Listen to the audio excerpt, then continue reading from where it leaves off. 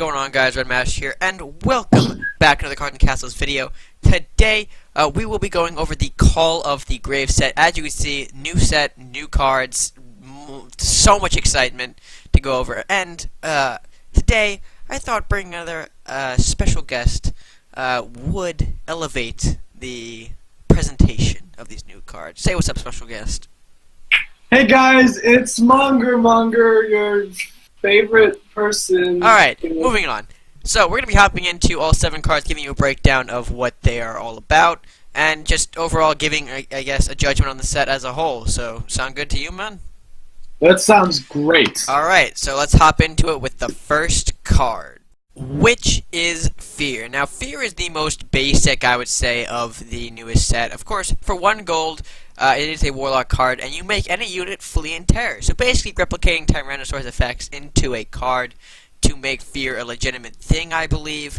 Overall, not too appealing. What are some of your thoughts on this one, Monger? What do you got? The only thing that I can see this card being useful for is against stalwart characters. Like for instance, Titan Watcher and Draymoth. For instance, those two stalwart characters, Nock doesn't do it, obviously, and so if they're right up on your castle and you need them to go away, so they're out of range of your castle, you play this card. They run back to their side. And that's really one of the only points I see this card for. And even then, points though, yeah. Like even then, it's still hard to use. You know what I mean? Yeah, because it's very... I feel like this is more flux filler, to be honest. No one's going to actually tech in Fear. You're going to end up pulling it from maybe a random effect. It's all going into that RNG pool, to be honest. Yeah. So if you pull it, it's like a... I have to say it's like a Gale Force, actually, but for Warlocks. If you look at the comparisons, it's just... In Fear, you may actually get more movement than you would maybe from a Gale Force, depending on where the unit that you're trying to move is. So... I think with Fear, it also works on your own unit, so of course it can retreat your unit back rather than only enemies. So that's another point. But anyway, that's Fear. Again, nothing too big going on with this card. So with that card out of the way, we will be moving on to our next card, which will be Reanimate. Now, Reanimate is our first Viking card of the set. For 3 gold, you get to summon a random undead unit for each of your units costing at least 1 gold or more that have died on this turn. Now, overall, that does seem a bit hard to pull off. However, I don't believe it is. When you have cards like Offering and Sacrifice available to you in the Warlock faction, pulling off Reanimate play can be pretty easy, especially in the later stages of a game. Usually, at most, I believe you'll see, I think, about maybe 1 or 2 maybe undead units. I mean, 1 or 2, right, Monger? Maybe in rare cases 3, you think?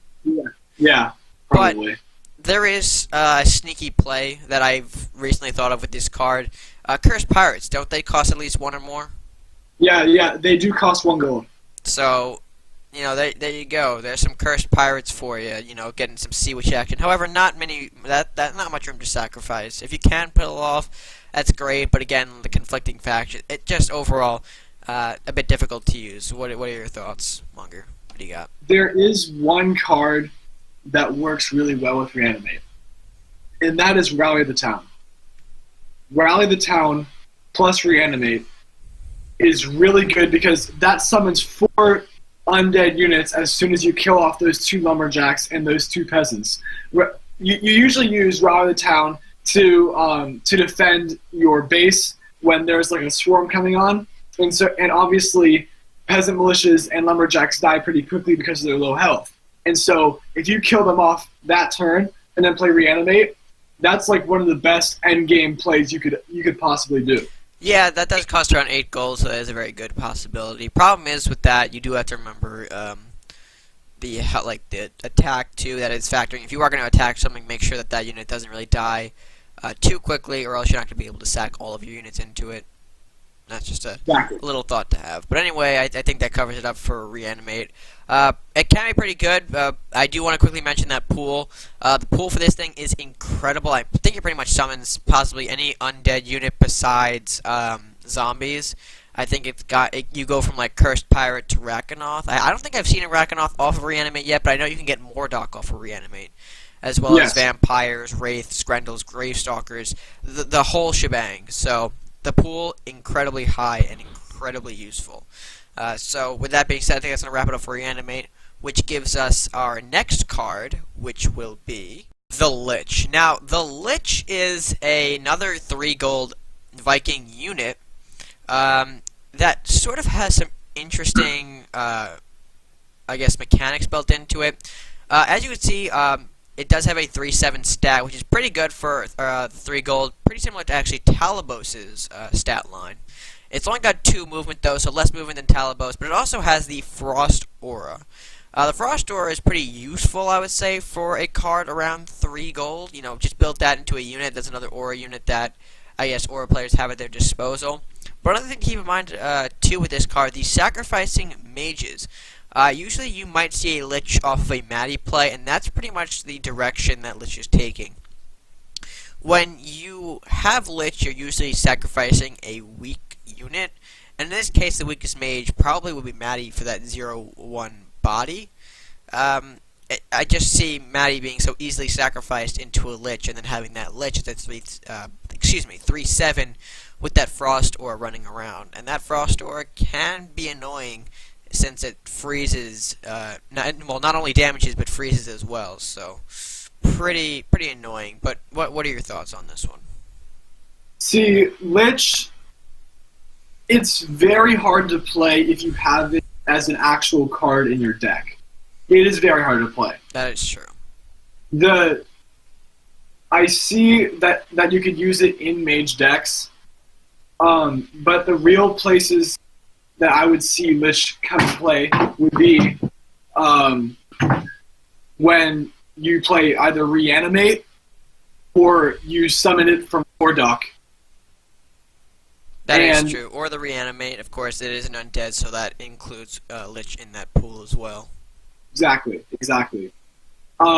Once Lich is out on the field, it is very formidable. It's just hard to draw this card out of either RNG or just play it straight up from the deck. Yeah, I do agree with that. So I would just say Lich. I could see it in Viking control mages, but again, its true power could come from the fact that it can be pulled from, like we said, Mordok, Reanimate, cards along those lines. So that's pretty much going to wrap it up for Lich. Overall, a good card, and probably one that might see, I would say, a decent amount of play. Not a super amount of play, but I would say a good amount of play. So, yeah. Yeah, definitely.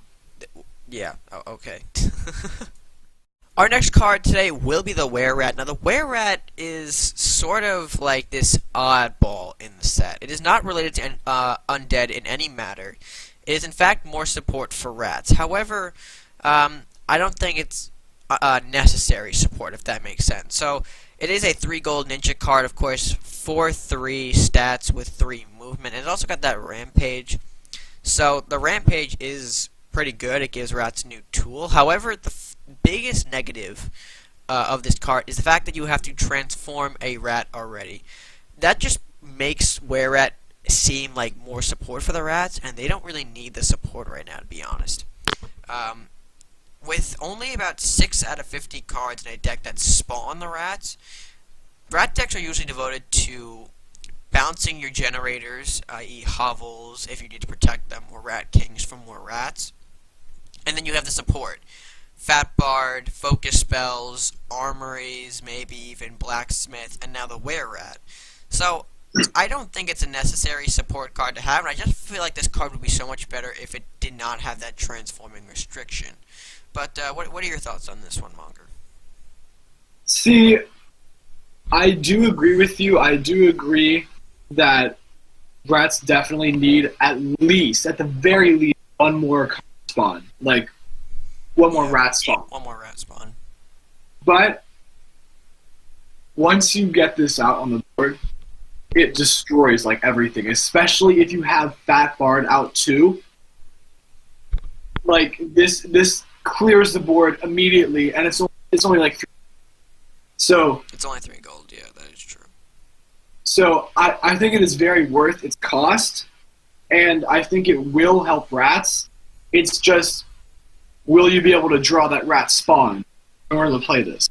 Yeah, going back to the fact that rats just don't need the extra support, they need the extra generators at the moment for them to be viable. But yeah, that's the way rat for you guys. Kind of a shame that this card did not become its own unit rather than a transforming unit, but still alright for rats nonetheless. I guess with were-rat, you're going to have to transform something. It's kind of in the name there, like a werewolf. Yeah. But regardless, that's were-rat. Overall, not a bad support card, but again, could be much better as its own unit.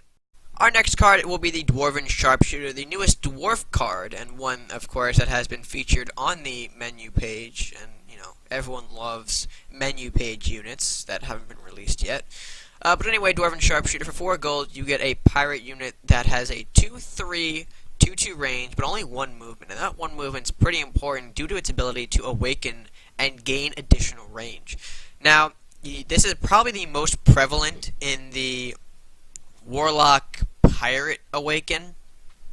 I think Dwarven Sharpshooter definitely gives more direction to that, and even goes as far as to possibly include dwarf tech inside of those awakened decks, giving them more power from cards like Mithril, Sharpshooter, and even maybe possibly Construction, boosting those dojos so that they can survive longer and provide more of a, I guess, buff? Stat buff?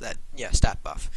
But anyway, what are your thoughts on this one? I would not be surprised if a Awakened deck was out there that really boosted up this guy's range, because his range, as we've seen already, can be pretty crazy. I mean, what are your thoughts on that range?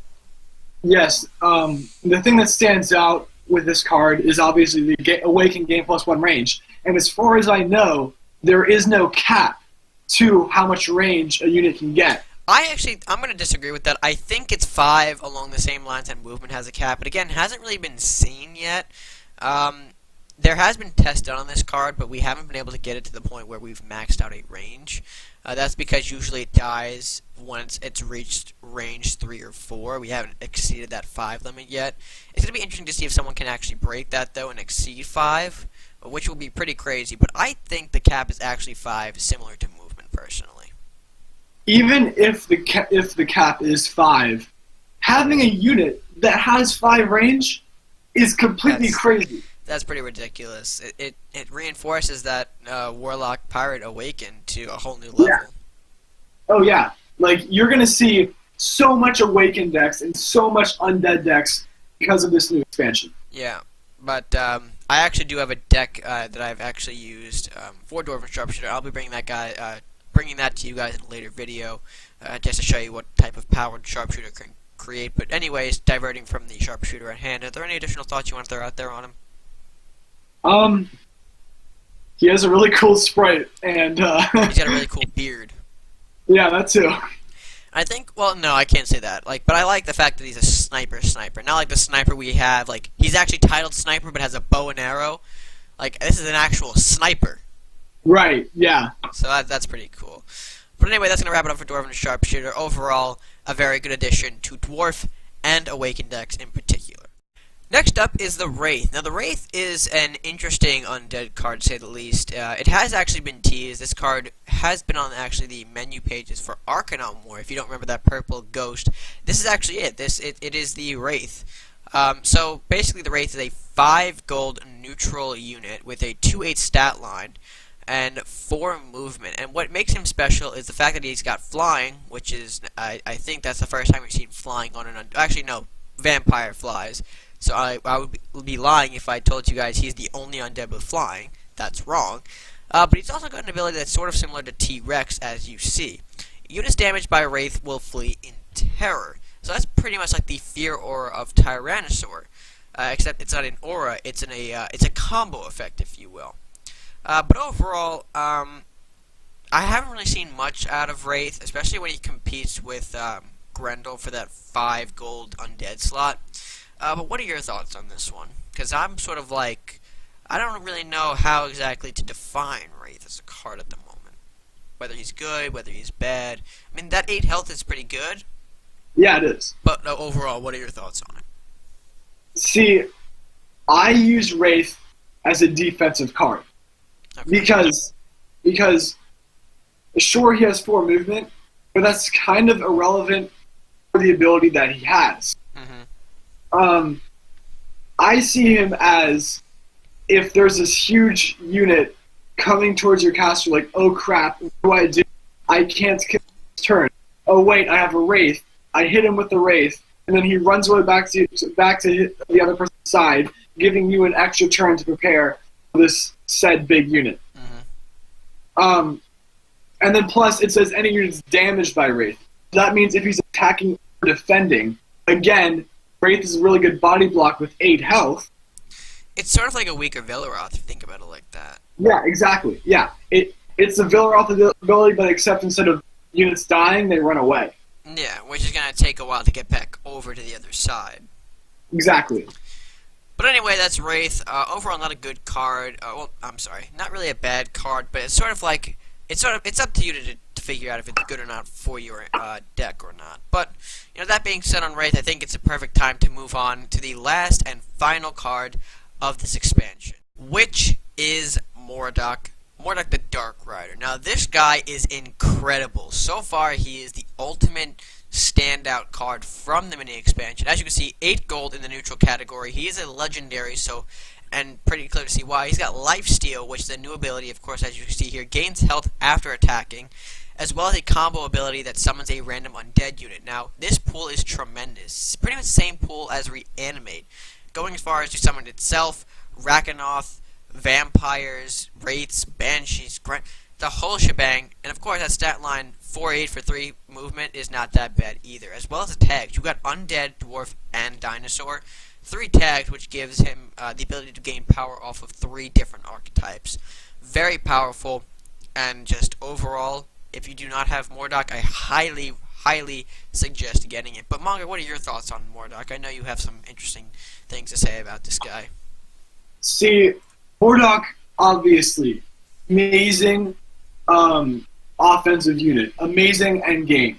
What stood out to me is that it was basically this whole entire expansion. Mordok is that undead cards are becoming a little bit more neutral, which gives you the ability to use different factions instead of just blocks.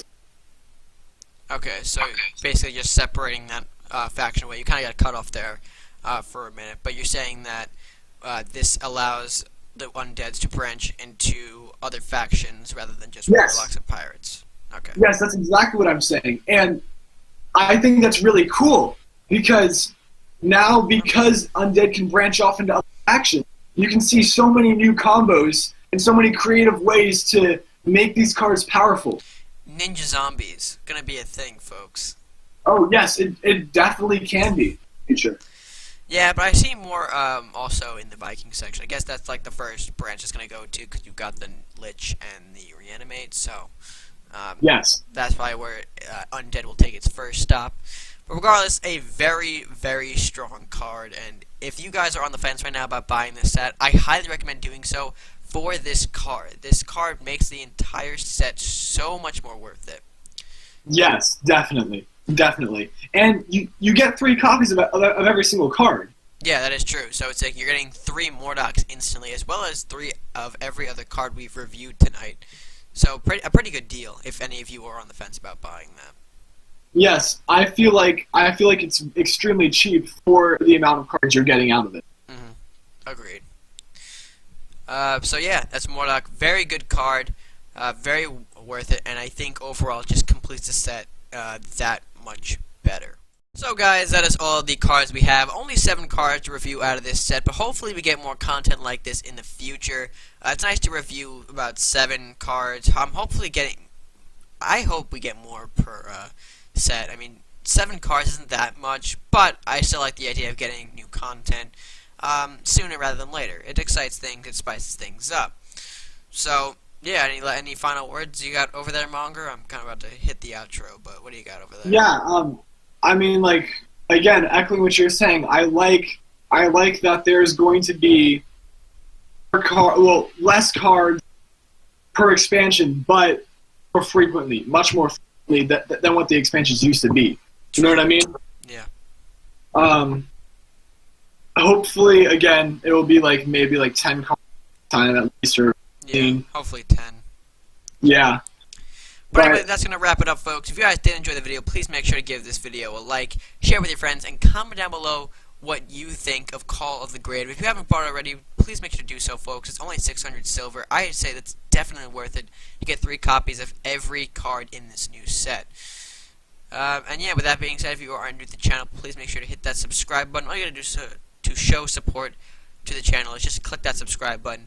Absolutely no, I guess you don't have to pay me anything. No payment required. I mean, that'd be pretty good anyway, but, you know, I'm not doing that. And also subscribe to MongerMonger. Big shout out to him for joining me in this review, as always. No? Thank you. Oh, yep, there he is. Yeah. Yep, a little muffled, but that's okay. So, with that being said, guys, until the next video, stay gaming.